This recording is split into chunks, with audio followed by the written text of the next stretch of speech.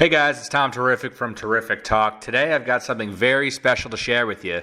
Thanks to Audio Boom, we're giving you an early sneak preview of their newest show, Dead Man Talking. Dead Man Talking investigates the death row confessions of the famous railroad killer to see if he was lying in order to slow down his journey to the execution chamber, or was he even more sinister than anyone could have imagined? Enjoy the sneak preview. Subscribe now, wherever you find your favorite podcasts.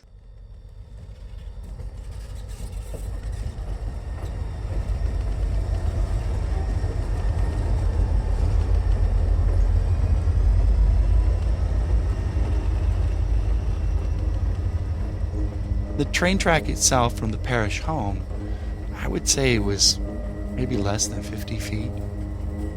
He had a biblical and religious significance, that he was an angel from God. He was on some sort of a mission. The young man found brutally bludgeoned to death along a railway track. Found dead by the train track. Post-mortem lady had sex with at least Karen, if not both bodies. Holly Dunn and her then-boyfriend Chris Meyer were walking back to a party along railroad tracks in 1997.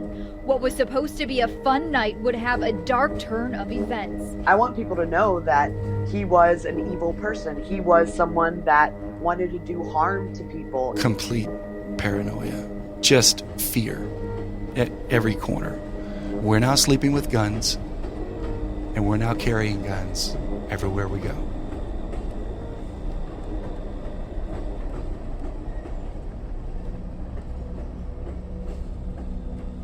They called him the Railroad Killer, and for more than a decade he crisscrossed the US by freight train, jumping off at random and bludgeoning his victims to death with whatever blunt object he could find. Angel Maturino Resendez, alias Rafael Resendez Ramirez, is now on death row in Huntsville, Texas, and is scheduled to die by lethal injection. I first met Angel Resendez in 2003. I'm just going to give it a test to see if it works, okay? We'll just give me 2 seconds. It was this small, diminutive guy who was overweight and very softly spoken and didn't seem physically capable of these crimes at all. Sometimes I used to chop somebody's and throw them in swamps. Which swamps? Was a little bit out of my depth in 2003. I was only beginning my career as a journalist, interviewing inmates. What I wasn't prepared for at all, though, were his confessions. Resendez began to tell me about additional murders he'd committed. So she's in prison for murder? For murdering her husband when I did it.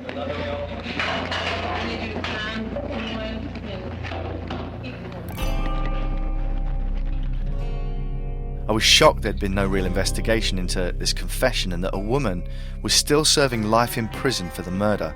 There is always that underlying thought that he could be lying, but then you have to investigate to the fullest. It would be easy for a body to go undiscovered for 20, 30 years. I mean, it happens all the time. It's concerning to me that we have families out there that don't have any closure because we haven't found these bodies. So there's some pretty unique things on that tape. I only spent an hour with Resendez, but in that hour, I heard some things that blew my mind. And in this podcast series, you're going to get to hear them too. Join me, Alex Hannaford, in the Dead Man Talking podcast from October the 2nd. Please rate, review, and subscribe to Dead Man Talking on Apple Podcasts, Spotify, Google Podcasts, or wherever you find your favourite shows. Run for the fences, Riley.